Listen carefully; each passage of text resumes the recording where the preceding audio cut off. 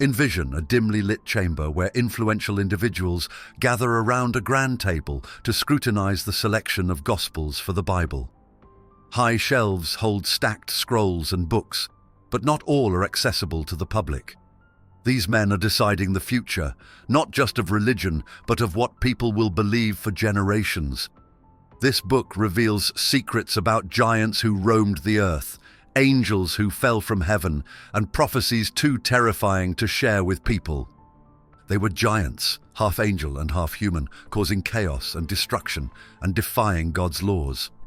Their story, found in fragments of the Book of the Giants, reveals their terrifying deeds, spreading disease, poisoning the earth, and wreaking havoc on humanity. The Bible barely mentions them. The Gospel of Judas is a book that fundamentally alters one of the most well-known betrayals in history. Judas wasn't the traitor you think he was. In this text, he's Jesus' closest confidant, chosen to carry out a secret mission that no one else could understand.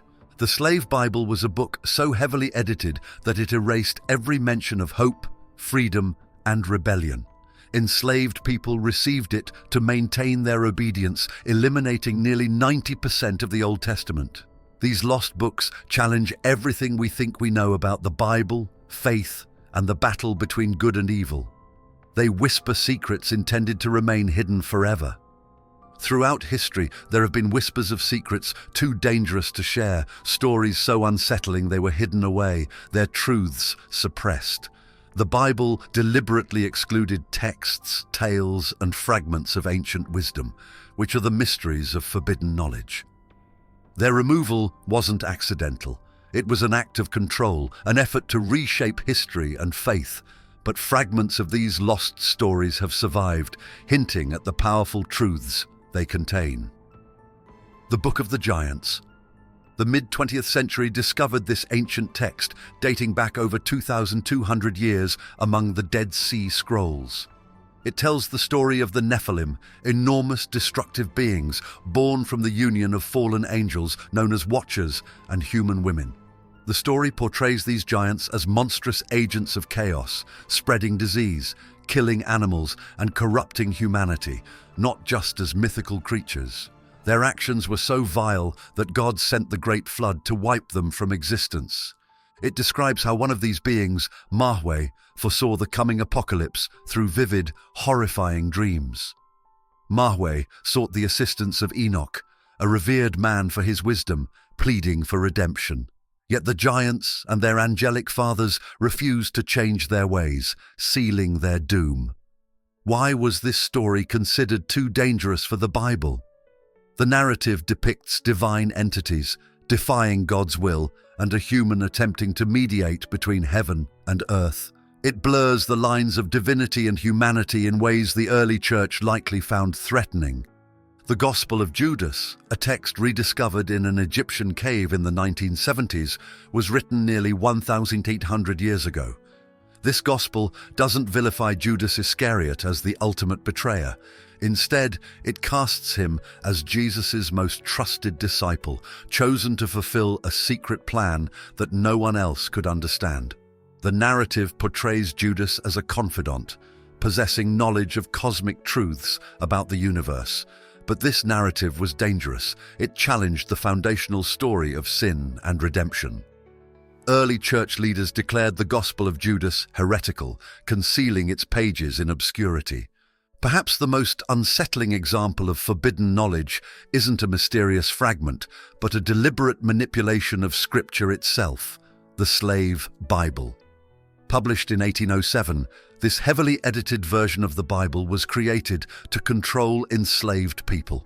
They entirely removed passages about freedom and liberation, such as Moses leading the Israelites out of slavery. Instead, they highlighted verses emphasizing obedience, transforming the Bible into a tool of oppression. This wasn't just a rewriting of text, it was a rewriting of hope. These examples reveal a chilling truth. Forbidden knowledge isn't just about what's hidden. It's about the power of deciding what stories are told and what truths are erased. The question isn't just what we know, it's what we've been prevented from knowing. For as long as religion has existed, there has been a struggle between power and spirituality, a tug of war over who gets to define faith and control its stories. This isn't just about divine teachings. It's about the human desire for influence, authority, and the ability to shape belief systems. The Bible's banned books reveal the crux of this conflict, the suppression of spiritual truths to uphold control over the masses. One of the clearest examples of this conflict is the fate of the Book of Enoch. Revered by early Christians, it offers vivid depictions of angelic rebellions, divine judgments, and humanity's struggle with sin. It introduces the Watchers, angels who descended to earth, married human women, and fathered the monstrous Nephilim. These fallen angels not only disobeyed God, but also shared forbidden knowledge with humanity, teaching them weapon-making, sorcery, and astrology. The Bible ultimately excluded this book, despite its potential to expand its narrative. Why? The detailed depictions of divine rebellion could have potentially jeopardized the authority of the early church by implying that even celestial entities were susceptible to failure.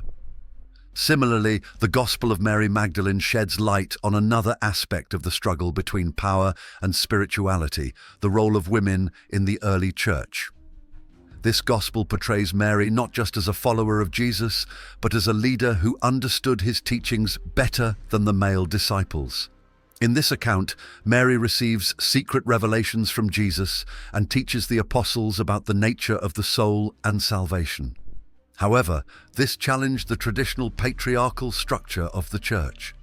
The male-dominated hierarchy saw the elevation of a woman to such spiritual prominence as a threat, which resulted in the suppression of Mary's gospel and the marginalization of her role in biblical history.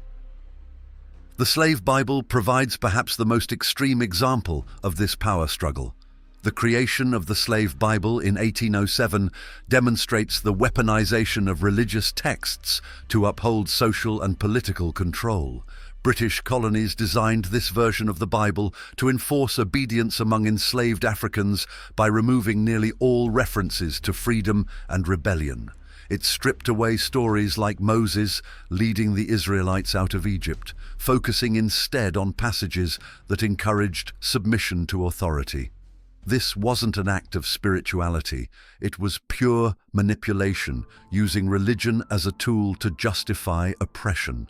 The Book of Revelation offers another fascinating case. Its inclusion in the Bible was a gamble for early church leaders, as its vivid imagery of beasts, plagues, and apocalyptic battles made it controversial. Some argued it was too cryptic, while others feared its fiery denunciations of corrupt authority might inspire rebellion. Yet, its message of divine justice against oppressive rulers made it invaluable to Christians under Roman rule. These banned and altered texts reveal the heart of the conflict. Spirituality seeks to connect people to the divine, while power seeks to control that connection. By choosing which stories to tell and which to bury, those in authority shaped not just religion, but the course of human history. The stories omitted from the Bible frequently challenge our understanding of morality by blurring the boundaries between right and wrong. These texts don't present simple tales of heroes and villains, good and evil. Instead, they dwell in the grey areas where motives are complex, choices are difficult, and morality becomes a tangled web. These books' moral ambiguity challenges the comfort of black and white narratives and forces us to confront unsettling truths about ourselves and the divine, leading to their ban. The Apocalypse of Peter dives into the chilling imagery of heaven and hell, but complicates our understanding of justice. This second-century book describes the afterlife in graphic detail, portraying gruesome punishments for sinners. They toss murderers into snake pits, make liars chew on their own tongues, and boil the greedy in molten fire. At first glance, this seems like straightforward divine justice, but the text also questions whether eternal punishment is truly fair. Is one lifetime of sin deserving of endless suffering? And who decides what is just? These are questions the official Bible sidesteps. but the apocalypse of Peter forces us to grapple with them. The Watchers, angels who descend to earth and take human wives, defy divine law and share forbidden knowledge with humanity. They teach people how to forge weapons, practice magic, and understand the stars. Are these angels villains for disobeying God, or are they heroes for empowering humanity? The book challenges us to grapple with the ramifications of their deeds, revealing knowledge that simultaneously advances and corrupts human civilization. The story of Queen Esther saving her people from genocide is one of courage and cunning, but it also involves deception, manipulation, and violence. Esther hides her Jewish identity to gain favor with the king, and her victory results in the slaughter of thousands of her enemies. Is her story one of righteous triumph or morally questionable tactics? The ambiguity is what makes it so powerful and so unsettling. These forbidden and controversial stories remind us that morality is rarely simple. They challenge us to think beyond clear-cut ideas of right and wrong, to question the nature of justice, and to confront the complexities of human and divine actions. By exploring these morally ambiguous tales, we open the door to a deeper, more nuanced understanding of faith, humanity, and the choices that define us. When removed from the Bible, the ideas contained in these banned texts persisted, reshaping beliefs in subtle and profound ways. Take the Book of Enoch, for example. While officially excluded from the Bible, it has remained a foundational text in Ethiopian Orthodox Christianity, where it is considered canonical to this day. Its vivid depictions of the Watchers, the Nephilim, and the Great Flood influenced not only religious thought, but also modern fiction, inspiring countless stories of fallen angels, supernatural beings, and apocalyptic warnings. Moreover, the themes of divine rebellion and cosmic justice have permeated Western culture. These forbidden books explore ideas such as angels defying heaven, humanity grappling with forbidden knowledge, and the ultimate battle between good and evil. These stories have transcended their religious roots to become archetypes in literature, art, and cinema. Exactly how these texts were excluded is another intriguing question. The process of deciding the biblical canon wasn't a simple act of divine inspiration. It was deeply political. Councils such as the Council of Rome in 382 CE and the Synod of Hippo in 393 CE played pivotal roles in determining which books were divinely inspired and which were not. Theological disputes, political agendas, and the need to unify a fragmented and growing faith influenced their decisions. For instance, the emerging orthodoxy of the early church branded books like the Gospel of Judas and the Gospel of Mary Magdalene as heretical. They put forth extreme viewpoints, implying that individuals could attain spiritual enlightenment instead of relying on the church's authority. By excluding these texts, church leaders weren't just shaping doctrine, they were shaping power structures that would endure for centuries. A glaring omission in the accepted canon is the representation of the feminine divine. Texts like the Gospel of Mary Magdalene and the writings of the Gnostics elevate figures like Mary Magdalene, portraying her as a spiritual leader and teacher. These depictions challenge the traditional patriarchal narratives of the Bible, suggesting a more balanced and inclusive view of spirituality. They remind us that the early Christian community was far more diverse than the rigid structures that later emerged. In modern times, this has inspired movements seeking to reclaim the feminine divine, emphasizing equality, partnership, and shared leadership in spiritual practices. The suppressed voices of these texts continue to resonate with those who seek a broader understanding of spirituality that includes both masculine and feminine energies. While its interpretations are mythological, they reflect an early human attempt to understand the universe, a curiosity that echoes in modern scientific inquiry. Similarly, the defiance of the Watchers in sharing forbidden knowledge with humanity mirrors humanity's own rebellious pursuit of progress. The act of discovering fire, forging tools, or understanding the cosmos often defies established norms, challenging divine or societal boundaries.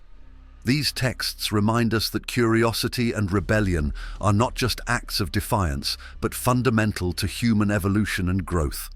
Today, we are experiencing a renewed interest in these banned texts, fueled by archaeological discoveries, scholarly translations, and a growing curiosity about alternative spiritualities. The rediscovery of the Gospel of Judas in the 1970s and its subsequent translation by the National Geographic Society in 2006 sparked debates about the nature of betrayal, destiny, and free will. Similarly, the continued study of the Dead Sea Scrolls has brought the Book of the Giants and other fragments into public consciousness, reigniting interest in the mysteries of the ancient world. This modern fascination is more than just academic, it's deeply personal. People are seeking answers outside traditional frameworks, looking to these forgotten stories for guidance, inspiration, and a deeper understanding of the divine. Whether it's through alternative spiritual movements, modern fiction, or theological debate, the forbidden texts are finding new life in the 21st century. At their core, these banned books teach us something profound about humanity. Our hunger for knowledge, our resistance to control, and our willingness to question authority are timeless. The suppression of these texts wasn't just an act of erasure, it was an attempt to limit human curiosity, to keep people from asking uncomfortable questions about morality, power, and faith. However, history has demonstrated that suppressing truth is not a permanent solution. Rediscovering these forbidden tales reminds us of the power of knowledge, the courage of rebellion, and the unbreakable spirit of human curiosity. If you are finding value in this journey, consider supporting the channel by clicking that super thanks button. Your support enables us to uncover mysteries, create thought-provoking content, and delve even deeper into centuries-old hidden truths. Why were these books silenced? Because they were too powerful. They dared to ask hard questions, to depict angels as fallible, humans as resilient, and morality as nuanced. They threatened the foundations of organized religion, not because they lacked validity, but because they invited rebellion, curiosity, and independent thought. They showed that spirituality isn't always about obedience. It's about seeking, questioning, and understanding. The exclusion of these texts wasn't just an act of omission, it was a choice to control the narrative of faith. By deciding which stories to tell and which to hide, religious authorities shaped centuries of belief. But what happens when these stories resurface? They don't just tell us about the past. They reveal the struggles, fears, and power plays that shaped our present. These forbidden texts remind us that knowledge is a double-edged sword. It can liberate, but it can also disrupt. They reflect the eternal struggle between those who seek to question and those who seek to silence. As these stories resurface in modern times, they prompt us to pose challenging questions. To what extent does choice shape our beliefs, and to what extent does control? What truths remain unseen, awaiting our discovery? The impact of these stories doesn't end here. Their rediscovery is a call to action, a challenge to dive deeper into the mysteries of faith, history, and the human spirit. They teach us that no matter how hard someone tries to suppress the truth, it will always find a way to rise again. Consider this as you conclude your exploration. While the Bible is a carefully curated collection, the divine transcends its pages. Faith is not about blindly accepting. It's about daring to ask, seeking to understand, and embracing the journey of discovery. Hidden stories continue to speak, whispering truths that resonate across centuries. The question is, are we brave enough to listen? Thanks for watching. Join our community by subscribing to this channel. Until the next video.